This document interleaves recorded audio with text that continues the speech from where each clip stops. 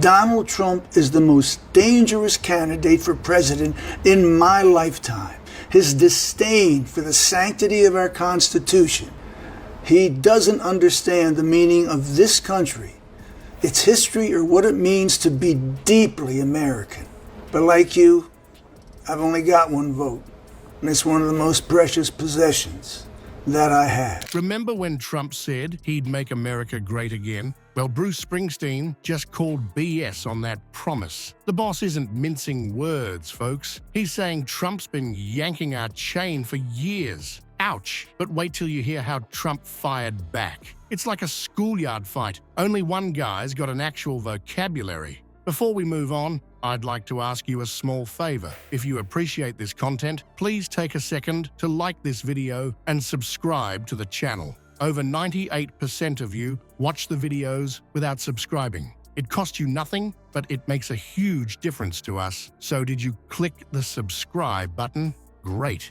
Thank you so much. Now, back to the video.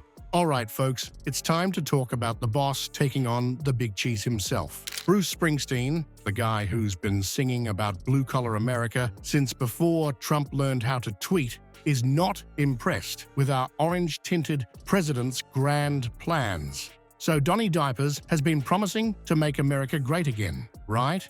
Well, Springsteen's calling bull on that faster than you can say born in the USA.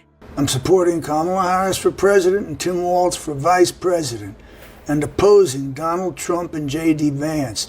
Has this great country felt as politically, spiritually, and emotionally divided as it does then at this moment? It doesn't have to be this way.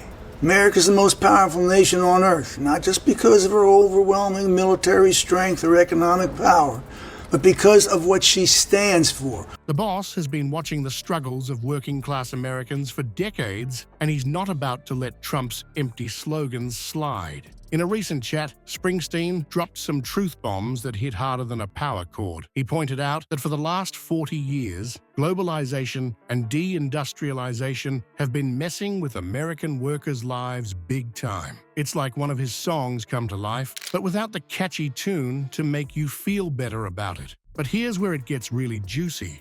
Springsteen compared Trump's simple answers to complex problems to slapping a Band-Aid on a broken-down car. I don't know about you, but I'd rather have a mechanic than a reality TV star fixing my ride. It's just frightening, we're living in a frightening time. The stewardship of the nation has been thrown away to somebody who doesn't have a clue as to what that means. Because the only way we're going to lose this election is if the election is rigged. Remember that. It's the only way we're going to lose this election. The trouble at the moment is you have Donald Trump, who is talking about rigged elections. And he has a feeling he's going to lose now. It's like Trump's trying to solve a Rubik's Cube with a sledgehammer. It might look impressive, but it's not going to get the job done. While Grumpy Trumpy is busy tweeting about how great everything's going to be, Springsteen's actually talking about the real issues. Small stuff like urban desolation and the death of the American dream. The things Trump probably thinks are new indie bands. It's almost like spending your career writing songs about the struggles of everyday Americans might give you some insight into what's actually going on. Who would have thought, right? But don't worry, folks. Trump's not taking this lying down. He's about to throw a tantrum that would make a toddler look like a Zen master. And with full knowledge that my opinions no more or less important than those of any of my fellow citizens, here's my answer. We are shortly coming upon one of the most consequential elections in our nation's history. Perhaps not since the Civil War. The common values, the shared stories that make us a great and united nation are waiting to be rediscovered and retold once again. You thought Grumpy Trumpy was mad before? Well, folks, we're about to witness a presidential tantrum that'll make your terrible twos look like a Zen retreat. Our dear leader, never one to take criticism, lying down, or standing up, or doing anything remotely presidential, decided to fire up his favorite weapon, Twitter. And boy, did he unleash a storm. Trump, in his infinite wisdom, called Springsteen a washed-up musician. Yeah, that's right. The guy who's been selling out stadiums for decades is apparently washed up. I guess in Trump's world, if you're not plastering your name on buildings or starring in reality TV shows, you're just not relevant. But wait, there's more. Our esteemed president-elect suggested that Bruce should stick to music. This from a guy who spent more time on The Apprentice than in actual reality. It's like telling a fish to stick to swimming while you're drowning in your own hot air. The tweets kept coming, each one more unhinged than the last.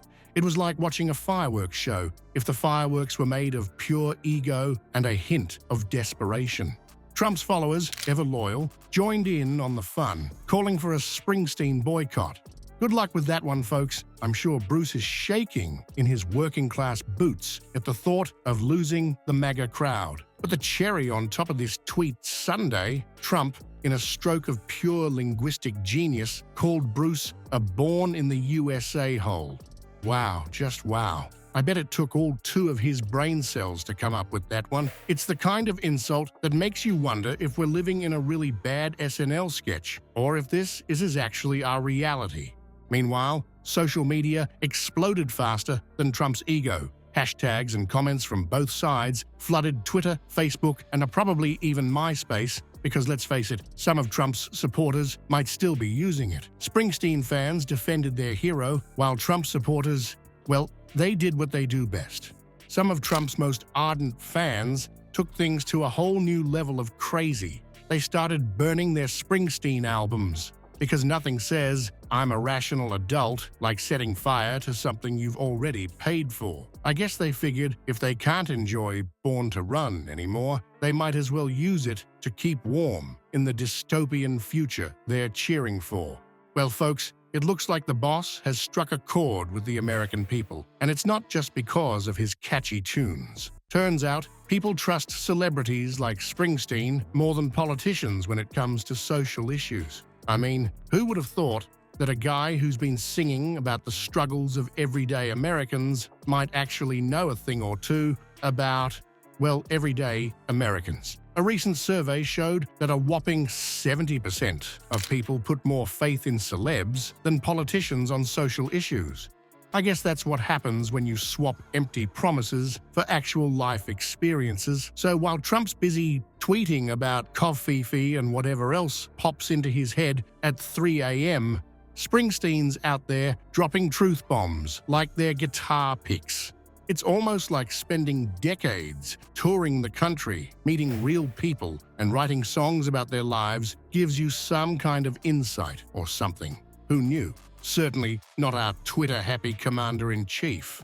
Maybe next time, instead of calling Bruce a washed-up musician, Trump should try washing up on some actual facts. Just a thought.